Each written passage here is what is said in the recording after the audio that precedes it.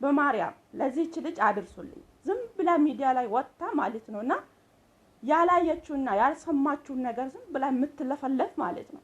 እስቲ መጀመሪያ ምን እንደተወራ በደንብ አዳምጪ። ከዛ በኋላ ሀሳብ መስጠት ትችላለሽ። ለመሆኑ አንቺ ሴት ነሽ? እኔ ሴት መሆንሽን ራሱ እየጠረጠርኩ ነው። ምክንያቱም ሴት ሆነሽ ሴት ላይ እንደዚህ መፍረድ በጣም ከባድ ነው። አንቺ የምትጠቀሚው ቃላቶች ከሴት ልጅ የማይጠበቅ ቃል ስለሆነ እስቲ ለራስሽን ባታሰቢ እንኳን ለእህት ለወንድሞችሽ አስቢ። ምክንያቱም ነገ አንቺ ላይ ምን እንደሚደርስ አታውቂም። ሴት ሆነሽ እንደዚህ ሴት ላይ መፍረድ በጣም ከባድ ነው። ባለታሪኳ እያወራችሁ ሌላ፣ አንቺ እያወራሽ ያለው ሌላ። እስቲ መጀመሪያ ምን እንደተወራው በደንብ አዳምጪና ከዛ በኋላ እንደፈለግሽው ማውራት ትችላለሽ። ምክንያቱም ሰው ልጅ እንደዚህ ሴት ሆና ሴት ላይ ራሱ እንደዚህ መፍረድ በጣም ከባድ ነው። አንቺ የምትጠቀሚ ቃላቶች በጣም የሚያስጠላ ቃላቶች ስለሆነ ይሄ ከሴት ልጅ አይጠበቅም። ስለዚህ መጀመሪያ ምን እንደተወራው በደንብ አዳምጪና ከዛ በኋላ አውሪ። አለበለዚያ ዝም ብለሽ አትልፍለፊ። ደግሞ ተሳስተሻል ታዩ ሲሮሽ ሰምተሽ አታቆሚም። ገና ድጋሜ ሌላ ማውራት ለምን አስፈልገ? አረ በጣም ከባድ ነው። አረ ወዴት እየሄደን ነው? አሸማ ሀርከ ፉዴ አካም ጀርተን ረፍቶታ ቻናላ ኮቲ ከንታታ መርት ኬሰኑ አጋር ረቢ ለፋ ፈዶ ጀርተን ትስኒፋ ባያቱ አካም ቱርታን አከሳ ከነ ኬሰና አሎ ፖለቲ ኬሰና ጋጉ ቱራፋ ቀባ ነገኛ ነው ከትረ ስምብራለ አጅራቱ ሲን ጀቻ ነቦን ቻናላ ከና ፋራታታን ሰብስክራይብ ላይክ ጎቹላን ማቲ ከኛት ደባላማ ከማቲ ኮቱርታን ሞ ሃንጋ yoona ያዳዋን ገራገራት ነው ደገራቱታን ገለቶ ማንስ ንንጀራ akkuma jalqabarratti argitan kana jechuudha. Dhugaanis nin jedha yoo isin danda'ame viidiyoo kana mucayyoo kana biraannaaf kaa maaliif jennaan baay'ee tokko nan aare keessa kootti hedduu natti dhaga'ame jechi mucayyoon kun fayyadamtu yeroo hunda jechuudha nama arrabsu akkasumas immoo lafa ishee yaamnetti yookaan lafa namni ishee yaamnetti yaamamaa oolti jettee nama arrabsaa oolti jechuudha. Maaliif jennaani waan hin hubanne tokko irraa baatee akka kanatti faraduu keetti ani gisee tokko dubartii ta'uu keetti iyyuu nan shakka. Dubartiidha ammaati. Maaliif jennaan dubartii taate dubartii irratti amma kana murtee akkasii murteessoo akkas jecha akkasii fayyadamuuni sirraan eeggamu. Waan dubartii tokko irraa hin eeggamnedha jechoon ati fayyadamtu yeroo baay'ee kan itti nama arrabsitu waan dubartii tokko irraa hin eeggamne dubartiin tokko waan dubbachuu isheerraan eeggamnedha jechoon ati fayyadamtu. Kanaaf jalqabamee sana sirreeffachuuf yaadi akka dubartii tokkootitti kabajaa ofiif kenni namaaf illee kabajaa qabaadhu. Waan hin hubanne tokko akkasitti faraduu keetiin dura ani maali ja'iitii ofii keetii mee of gaafadhu. Nama akkamii akka taate of gaafadhu. Maaliif jennaani mucayyoon kuni kan dubbataa jirtu waan biraa mee dura viidiyoo sana sirriitti dhageeffadhu. Osoo hin dhageeffatiin baatee akkanatti hin faradin amma immoo dogoggorteerta dhiisii hin jechaa jiran kan namni sitti himu hin dhageessu irraan barattu akkamittiin intalli dubartii takka akkasitti baatee tooni dubartii irratti akkasitti faraddi waan hin hubanne sanaayyuu waan hin dhageenye osoo wanti sun ta'ee dhugaa haa ta'u ta'ee haa jennu dubartiidhaati boru maal takka sirra ga'u beektaa haadha qabda obbolaa qabda kallattii kamiin boru akka wanti kun si bira dhufu beektaa akkasitti baastee faraduu kee malee jechuudha. Boru kallattii kamiin akka mana kee dhufu beektaa wantati beektu tokko hin jiru. Maaliif jennaani kan kee hojiin ruuzii madaamii nyaattee garaa guuttattee baatee asirratti miidiyaa irratti maaliif waayifaayi natsaa argatte kan akka barbaadetti wanna jettu baateetti nama arrabsu qofa. Waan akkasii kana mee waan si fayyadutti waan gaarii tokkotti itti fayyadame. Amma zim jettee sa'aatii kee arraba namaati fi waan isin galchine keessa galtee namoota hedduu akkasittiin walitti dallaqaa ooltu waayifaayi natsaa argatte kana waan si fayyadu waan boroo si galtee itti boqotu tokko itti fayyadame. Maaliif boroo maaliif akkasi fayyadu hin beektu waan ta'eef jechuudha. Sa'aatii har'a baatee sirriitti itti nama arrabsitu kana waan boruutti si fayyadu waan ittiin boru lammii kee yookaas immoo maatii kee gargaaruu dandeessu tokko ittiin hojjedhu. Malee akkanumaan baatii asirratti waan hin agarreef waan hin dhageenye irratti hin faradin sitti faradama. kallattii kamiin akka mana kee dhufuun beektu. Dhugaan isin jedha baay'ee tokko jechuudha jechoonni isheen fayyadamtu kan laphee keessan tuqu kan yeroo baay'ee jechuudha maaliif jechoota dubartiin fayyadamuu hin dandeenyedha. Mucayyoon kun kan jettu abbaan dhimmaa yookaan ta'u kan baatee dubbattee haati dhimmaa akka irraa dubbattutti namichaadhaan akka waan tokko walirraa hin qabnedha. Maaliif jennaan haadha manaa isaatitu mucayyoo kanaaf fira malee abbaa manaa ishee ta'eeti miti kan daa'ima kana daffaree jechuudha. Kan daa'ima kana gudeedee namicha mana isheetti kireesse yookaan namicha mana isheen irraa kireeffattee keessa jiraattudha. Ati immoo kan fiddee haasaa jirtu waan biraa namni dogoggorteerta. Dubbiin ati kaasee kun jalqabumaa sirrii miti dhiisi gaafsiin jedhan immoo irraan barattu. Maaliif namoota arrabsiisisa? Maaf dubartoota arrabsiisista? Maaliif ofii keetii itti gortee jirta ati? Namatti faraduu nama arrabsuu itti gortee jirta. Garuu mootu boru maaltu akkamittiin akka mana kee dhufu kallattii kamiin akkasitti garagaru waaqa sodaadhu nama mitiiti. Adabattiin teessu ani jechoota isheen fayyadamte irra deebi'ee fayyadamuu hin danda'u. Maaliif jennaani dubartii tokko irraan eeggamu. Keessattuu intalli Oromoota akkas hafuu beekti. Dubartiin mattuu jechuudha. Dubartii jedhamtee kan yaamamtu kabajaa guddaa ofiifillee qabdi. Kabajaa guddaa maatii isheetiif biyya isheetiif kabajaa guddaa qabdi. Dubartiin lafa kamittuu yoo miidhaan akkamiirra ga'eeyyuu nama obsaan jechoota dubbattu san of eeggannoodhaan safuu eeggachuuf jecha aadaa ishee eeggachuuf jecha waan fayyadamtu sanarraa of qusataa jechoota akkamii yoon fayyadame lammii koo muufachiisa. Jechoota akkamiin yoon fayyadame hiriyoota kan koo na bukkee jira muufachiisa jettee keessa isheetitti amma danda'ame tokko deddeebisteetti yaaddee dubbatti. Malee akkuma kee kanatti gadi baatee toonii jechuudha namuma kamirrattu sun jetteetuma akkanumatti qarasha'an ooltu. Kanaaf asitti an dubartii kee ta'uu na shakkisiisa kanan siin jedhu iddoo kanatti dhugaa rabbi. Maaliif waan dubbattu tokko waan intala dubaraa tokko irraa eeggamu waan dubartii tokko irraa eeggamu laaliitii madaalii dubbadhu zimjattee akkasittiin dubbate namallee arrabsiisisin. Baay'ee tokko jechuudha. Maaliif hin beeku akkamittiin akkanatti dhaga'ame kana jedhee isiniif hin ibsu. Dogoggorteerta dhiisii jechaan jira namallee. Maaliif an balleessa viidiyoo maaltu na balleessisiisa? Akkasi kan isheen ta'aa jirtu. Bara faxaarii hoo dhugaan isiniin jedhanu akka hojii keenyatti waaqayyo nuti xiqqeesse. Akka hojii keenyatti rabbiin nu qaxxaame. Ani baay'ee tokko jechuudha. Mucayyoo kan intala Oromoo taatee jechoota akkasii afaan ishee keessaa ba'utti baay'een saalfadhe. Baay'een ofitti gadde.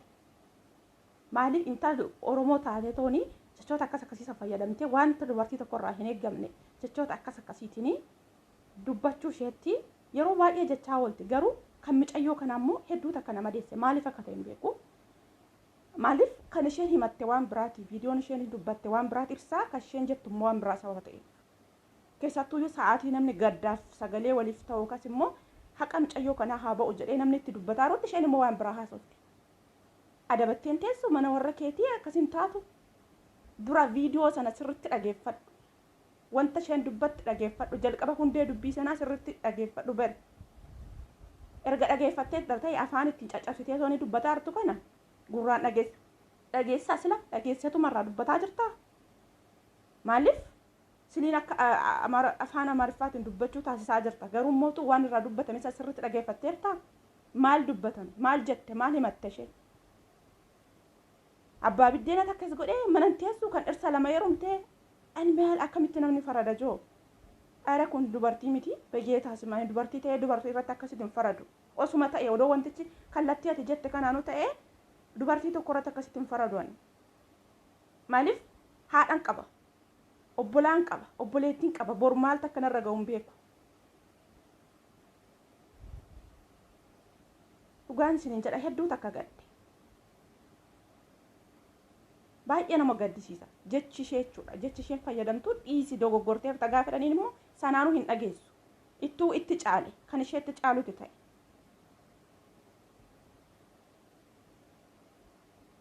በማርያም ለዚህች ልጅ አድርሱልኝ። ዝም ብላ ሚዲያ ላይ ወጣ ማለት ነውና ያላየችውና ያልሰማችው ነገር ዝም ብላ የምትለፈለፍ ማለት ነው። እስቲ መጀመሪያ ምን እንደተወራ በደንብ አዳምጪ። ከዛ በኋላ ሀሳብ መስጠት ትችላለሽ። ለመሆኑ አንቺ ሴት ነሽ? እኔ ሴት መሆንሽን ራሱ እየጠረጠርኩ ነው። ምክንያቱም ሴት ሆነሽ ሴት ላይ እንደዚህ መፍረድ በጣም ከባድ ነው። አንቺ የምትጠቀሚው ቃላቶች ከሴት ልጅ የማይጠበቅ ቃል ስለሆነ እስቲ ለራስሽን ባታሰቢ እንኳን ለእህት ለወንድሞች አስቢ። ምክንያቱም ነገ አንቺ ላይ ምን እንደሚደርስ አታውቂም። ሴት ሆነሽ እንደዚህ ሴት ላይ መፍረድ በጣም ከባድ ነው። ባለታሪኳ እያወራችሁ ሌላ፣ አንቺ እያወራሽ ያለው ሌላ። እስቲ መጀመሪያ ምን እንደተወራው በደንብ አዳምጪና ከዛ በኋላ እንደፈለግሽው ማውራት ትችላለሽ። ምክንያቱም ሰው ልጅ እንደዚህ ሴት ሆና ሴት ላይ ራሱ እንደዚህ መፍረድ በጣም ከባድ ነው። አንቺ የምትጠቀሚ ቃላቶች በጣም የሚያስጠላ ቃላቶች ስለሆነ ይሄ ከሴት ልጅ አይጠበቅም። ስለዚህ መጀመሪያ ምን እንደተወራው በደንብ አዳምጪና ከዛ በኋላ አውሪ። አለበለዚያ ዝም ብለሽ አትልፍለፊ። ደግሞ ተሳስተሻል ታዩ ሲሮሽ ሰምተሽ አታቆሚ። ገና ድጋሜ ሌላ ማውራት ለምን አስፈልገ? አረ በጣም ከባድ ነው። አረ ወዴት ይሄደን ነው? አንጓንስ እንጀራ ብሎ ተኮንኮ አኒ በከከነት ጀቾታ hinqab ማልፍ ጀናኒ ከሰቱዩ ዋይ ምጨዮ ከና ሐመለጴ ኮመዴሴ ወንቶኔ ብራ ወንት ለጴ ኮመዴሰን እንጆ ማልፍ አከታ ህምቤኩ ማልፍ ጀናኒ ዳኢማ ከነ ገና ሱራ ሽዮላሉ ሪባ ረፉ እንደጠበ ደደቢኤ ነዱ ረፋ ማልፍ ቦሩ ማልቱ ነታው ጅራ ከነ ጫሎ ማልቱ ዱፋ አከሚቲን ቦሩ ጅሬኛ ዳቤ ነምኒ ቡልቲ ቶኮ ዳቤ ኢራ ወጅን ጅራቹ ደንዳ ዋንጀሉ ባየነ ማያችሳ ባየነ ማሳሰብሲሳ ማሊፍ ነምኒ ከሚዩቱ እቹዳ አብጁፍ ሙለተ ቀባ ቦሩ ዋቅ ጅሬኛ ከሲቶ ኮንጅራ ቦሩ ዳለ ጎዴን በካ ከናቱ ኮ ጋጀዴ ኬሰ ሳቲት ከሮፈቴ ቀባ ገሩ ከሮረ ሳሰነ ጅራቹ ደፊ በከ ኢቲ በቃ ማሊፍ ጀናኒ ኢምቤኳኒ ማልጀ ኤስኒ ሂማ ደደቤ ኬሰ ኮቲ ቦዬ መታና ዱኩቤ ቪዲዮ ሚጨዮ ሰና ሰባው ምጨዮ ከናት ራካይታ ነቀ ሙሉ ሳዳገፈተ ዱጋን ስለንጀ ህሪበና ዶርኬ ጀናን ጀቹ እሸን ከንጀቴ መነ አባ መነ ክሬሱቱ ዳይመ ሸ ከንደፈረ ከመነ ሸት ክሬሴ ከመነ ሳኪ ሰጅራታ ጅርቱ ገሩ ሸን ኩማል ጀቲ አደበቴ ቀይ ወረከቲን ተሱ ከነከነ ታቴ ከነከስታቴ ማሊንኪ አደበቴን ታው አን ጀቾ ተሸፈ ፈየደሙ እንደንደው ማሊፍ ዱበርቲ ዳን ዱበርቲን በከት ዱበቱ ፊ ዋን ራ ዱበቱ ቤክቴ ዳንጋ ቀባ መለዝም ጀቲ አካ ኢራቲት ዋን ዱፌ ሁንደሳ ባስቴን ዱበርቲን ደንዳኝ ዳዋን ሁንዱ ባደንዴሰ ኬሶ ፊት ቀበቴ ዋን ዱበተሙ ዳመለስ ዋን ዱበተሙ ሂመለለ ሂንኢፈት ኬሰቲ ከናፉ ባቄን ኬሰ ወር ምጨዮ ከነ ጀለ ደምተኒ ስሪዳ ጀተኒ እስንለ ሰሙሽ ሰነ ባተኒ ደማርታ እሺራ ገርገር hinjirtan ማልፍ ዱራ ዱቢሱ ለሳ ከኤ ሃቲ አባ ድማ ከና ማል ዱበቴ አከሚቲ ሂማቴ ማልቱ ሸረገ ጀዳቲ አደባፈዳ ከናፍ ወልት ቀብደኒ ወልት ላቅጠኒ ነመን ረብሲስና ከናኑ ሞሶ አማርፍሺ ማልፊ ሃታው ሞሶ ያድ መከነ ተሰኑ አፋሸትን ራከነ ተኮ ራኮ hinqabu namoota kaanillee namatti hin xaqayamsiisu kana namoota kaanillee namatti hin gaddisiisu ishuma haa abbaa dhimmaa san birallee viidiyoo kun ga'uu danda'a maaliif jennaani isheenii ittiin deebii argachuuf yookaan haqa daa'ima ishee argachuuf miidiyaa irra baastanii kanaafuu laaluu dandeessi gaafa akkas jettu ati adabattee mana qe'ee warra kenteechu maaltu dhirsa lammataa heerumuu ishee agarteertaa si dhaqeetti gurgure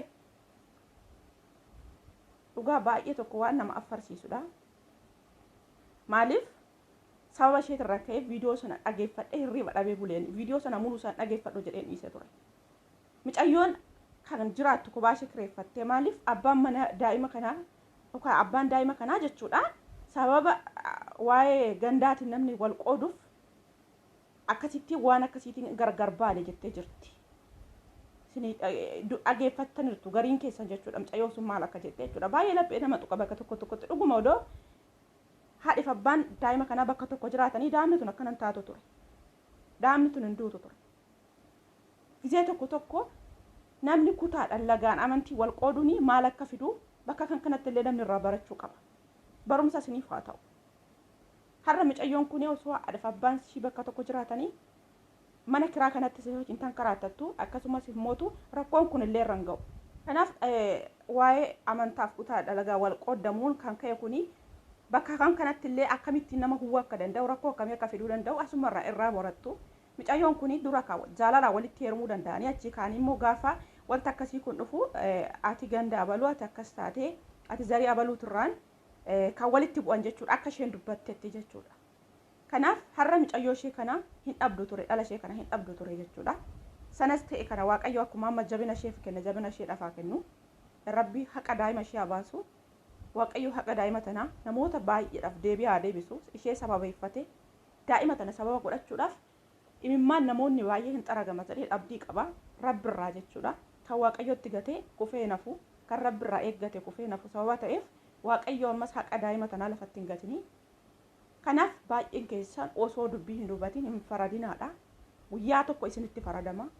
Guyyaa tokko inni gamasitti ilaaltan kun isin biratti dhufee yookaan bukkee keessanitti dhuunfaa keessanitti isinirra ga'uu dadhabu maatii keessanirra gaafa ga'u gaafa sana ayii jechuu dhufa.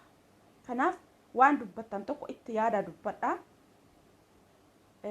Dubartii taatanis jechoota isinirraan eeggamne tokko hin fayyadaminaadha. Namoota baay'ee hin arrabsiisisina. Saba keessan hin arrabsiisisina. Egaa akka nama tokkotti waan natti dhaga'ame dhugaa viidiyoo kana mucayyoo kana biraan naaf gaadha. Hin dhageessulleedha namoonni baay'een dhiisillee godhanii nagaa hin jirtu ammallee deebitee kan isheen dalagaa turte. Kanaaf Waaqayyo libboona isheedhaaf haa kennu. Turtii gaariin isiniin jedha. Hanga viidiyoo biraa walitti deebinutti.